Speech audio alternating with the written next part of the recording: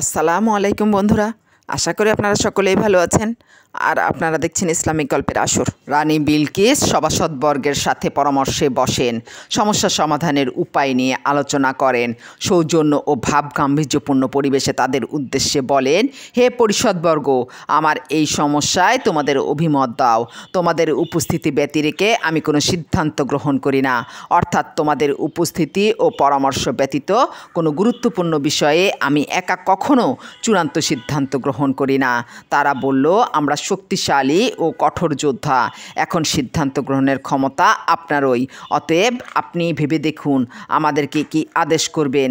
অর্থাৎ তারা বোঝাতে চাইল, আমরা দৈহিকভাবে প্রশিক্ষণের দিক দিয়ে এবং সমরাস্ত্রে শক্তিশালী, যুদ্ধে কঠোর ও অটল, রণাঙ্গনে শৌর্য বীর্যশালী বীরদের মোকাবেলা করতে সক্ষম। অতএব আপনি যদি মোকাবেলা করতে চান তবে আমরা তাতে সক্ষম। এভাবে তারা চূড়ান্ত সিদ্ধান্ত গ্রহণের দায়িত্ব রানীর ওপর ন্যস্ত করে, যাতে রানী তার নিজের ও জনগণের জন্য যেটা মঙ্গলজনক ও সঠিক মনে করেন সেই পন্থা অবলম্বন করতে পারেন। ফলে দেখা গেল রানী যে সিদ্ধান্ত দিলেন সেটাই ছিল সঠিক ও যথার্থ। তিনি ঠিকই বুঝেছিলেন যে এই চিঠির প্রেরককে পরাভূত করা যাবে না, তার বিরোধিতা করা সম্ভব হবে না, তার প্রতিরোধ করা যাবে না এবং তাকে ধোঁকা দেওয়াও সম্ভব হবে না। রানী বললেন, রাজা বাদশাহরা যখন কোনো জনপদে প্রবেশ করে তখন তাকে বিপর্যস্ত করে দেয় এবং সেখানকার সম্ভ্রান্ত ব্যক্তিবর্গকে অপদস্থ করে। তারাও এইরূপই করবে। রানী যথার্থ মতামতই ব্যক্ত করেছিলেন যে এই বাদশাহ যদি আমাদের এ দেশ আক্রমণ করেন ও বিজয়ী হন তাহলে এর দায় দায়িত্ব আমার ওপরই বর্তাবে এবং সমস্ত ক্রোধ, হামলা ও প্রবল চাপ আমার ওপরেই আসবে। আমি তাদের নিকট কিছু উপঢৌকন পাঠাচ্ছি, দেখি প্রেরিত লোকেরা কি জবাব আনে। বিলকিস চেয়েছিলেন তার নিজের পক্ষ থেকে ও জনগণের পক্ষ থেকে সুলাইমান আলাইহিসসালামের নিকট উপঢৌকন পাঠাতে। তারপর তিনি তা পাঠিয়েও দিয়েছিলেন, কিন্তু তার জানা ছিল না যে আল্লাহর নবী হজরত সুলাইমান আলাইহিসসালাম তা গ্রহণ করবেন না, কেননা রানীর জনগণ ছিল কাফির আর নবী ও তার সৈন্যবাহিনী এই কাফির গোষ্ঠীকে পরাভূত করতে সক্ষম ছিলেন।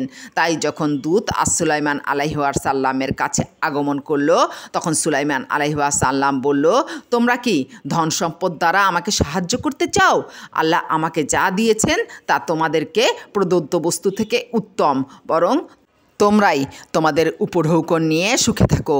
রানী বিলকিস যে উপঢৌকন সামগ্রী পাঠিয়েছিলেন তা ছিল পরিমাণে প্রচুর এবং মহামূল্যবান দ্রব্য সম্ভার। অতঃপর সুলাইমান আলাইহিসসালাম দরবারে উপস্থিত লোকজনের সম্মুখে উপঢৌকন বহনকারী দূত ও প্রতিনিধি দলকে লক্ষ্য করে বলেন, ফিরে যাও তাদের কাছে। এখন অবশ্যই আমি তাদের বিরুদ্ধে এমন এক সৈন্যবাহিনী নিয়ে আসব যার মোকাবেলা করার শক্তি তাদের নেই। আমি অবশ্যই তাদেরকে অপদস্থ করে সেখান থেকে বহিষ্কার করব এবং তারা হবে লাঞ্ছিত। দূতকে বলা হচ্ছে যে যেসব উপঢৌকন আমার কাছে এনেছো তা নিয়ে তুমি ফিরে যাও, কেননা আল্লাহ আমাকে যে ধন সম্পদ নিয়ামত হিসেবে দান করেছেন তা এ উপঢৌকন যা নিয়ে তোমরা গৌরব ও অহংকার বোধ করছো তার তুলনায় অনেক বেশি এবং উৎকৃষ্ট। আমি অবশ্যই ওদের বিরুদ্ধে নিয়ে আসব এক সৈন্যবাহিনী যার মোকাবিলার শক্তি ওদের নেই, অর্থাৎ আমি তাদের বিরুদ্ধে এমন সৈন্যদল পাঠাবো যাদেরকে প্রতিহত করার, প্রতিরোধ গড়ে তোলার ও যাদের বিরুদ্ধে লড়াই করার ক্ষমতা তাদের নেই, এবং আমি তাদেরকে তাদের বাড়ি ঘর শহর, তাদের লেনদেন ও দেশ থেকে অপদস্থ করে বহিষ্কার করব এবং ওরা হবে লাঞ্ছিত, অর্থাৎ তারা হবে লাঞ্ছিত, অপমানিত ও ঘৃণিত।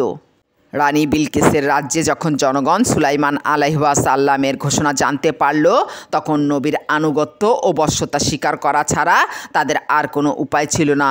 সুতরাং তারা সেই মুহূর্তে নবীর ডাকে সাড়া দেওয়ার জন্য রানীর নিকট এসে সমবেত হলো ও বিনয়ের সাথে তার আনুগত্য করে যাওয়ার অঙ্গীকার ব্যক্ত করল। সুলাইমান আলাইহিসসালাম যখন তাদের আগমনের ও প্রতিনিধি দল প্রেরণের সংবাদ শুনলেন তখন তার অনুগত এক জিনকে বললেন, হে আমার পরিষদবর্গ, তারা আত্মসমর্পণ করে আমার নিকট আসার পূর্বে তোমাদের মধ্যে কে তার সিংহাসন আমার নিকট নিয়ে আসবে? এক শক্তিশালী জিন বলল, আপনি আপনার স্থান থেকে উঠার পূর্বে আমি তা এনে দেব এবং এ ব্যাপারে আমি অবশ্যই ক্ষমতাবান, বিশ্বস্ত। কিতাবের জ্ঞান যার ছিল সে বলল, আপনি চোখের পলক ফেলার পূর্বেই আমি তা আপনাকে এনে দেব। সুলাইমান যখন তা সম্মুখে রক্ষিত অবস্থায় দেখল তখন সে বলল, এটা আমার প্রতিপালকের অনুগ্রহ, যাতে তিনি আমাকে পরীক্ষা করতে পারেন আমি কৃতজ্ঞ না অকৃতজ্ঞ। যে কৃতজ্ঞতা প্রকাশ করে সে তো কৃতজ্ঞতা প্রকাশ করে নিজের কল্যাণের জন্য, এবং যে অকৃতজ্ঞ সে জেনে রাখুক যে আমার প্রতিপালক অভাবমুক্ত মহানুভব। সুলাইমান বলল, তার সিংহাসনের আকৃতি অপরিচিত করে বদলিয়ে দাও, দেখি সে সঠিক দিশা পায় না সে বিভ্রান্তদের সামিল হয়। সেই নারী যখন আসলো তখন তাকে জিজ্ঞাসা করা হলো, তোমার সিংহাসন কি এরূপই? সে বলল, এ তো যেন তাই। আমাদেরকে ইতিপূর্বেই প্রকৃত জ্ঞান দান করা হয়েছে এবং আমরা আত্মসমর্পণও করেছি আল্লাহর পরিবর্তে। সে যার পূজা করত তাই তাকে সত্য হতে নিবৃত্ত করেছিল। সে ছিল কাফির সম্প্রদায়ের অন্তর্ভুক্ত। তাকে বলা হলো, এই প্রাসাদে প্রবেশ করো। যখন সে তা দেখল তখন সে ওটাকে এক গভীর জলাশয় মনে করল এবং সে তার পদদ্বয় অনাবৃত করল। সুলাইমান বলল, এ তো স্বচ্ছ স্ফটিক খণ্ডিত প্রাসাদ। সে নারী বলল, হে আমার প্রতিপালক, আমি তো নিজের প্রতি জুলুম করেছিলাম। আমি সুলাইমানের সহিত জগৎসমূহের প্রতিপালক আল্লাহর নিকট আত্মসমর্পণ করছি। সূরা আন-নামল 38 থেকে 44। রানী বিলকিস যে সিংহাসনের ওপর বসে রাজ্য পরিচালনা করতেন, ওই সিংহাসনটি বিলকিসের আগমনের পূর্বেই সুলাইমান আলাইহিসসালামের দরবারে হাজির করার জন্য তিনি যখন জিনদেরকে আহ্বান করেন তখন এক শক্তিশালী জিন বলেছিল, আপনি আপনার স্থান থেকে উঠবার পূর্বেই আমি তা এনে দেব। কথিত আছে বিলকিসের পায়ের গোছায় লম্বা লম্বা পশম ছিল। জিনরা চেয়েছিল এই পশম কোনো উপায়ে সুলাইমানের সামনে প্রকাশ পাক এবং তা দেখে সুলাইমানের মনে ঘৃণা জন্মাক। জিনদের এরূপ করার কারণ ছিল, কারণ বিলকিসের মা ছিল জিন।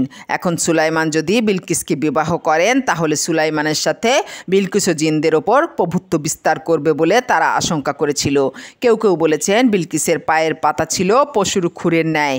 কথিত আছে হজরত সুলাইমান আলাইহিসসালাম যখন বিলকিসকে বিবাহ করার সিদ্ধান্ত নেন তখন তার পায়ের পশম ফেলে দেওয়ার উদ্যোগ গ্রহণ করেন। এ ব্যাপারে তিনি মানুষের পরামর্শ নেন। তারা খুর ব্যবহারের প্রস্তাব দেয়। বিলকিস এতে অসম্মতি প্রকাশ করেন। এরপর তিনি জিনদেরকে জিজ্ঞাসা করেন।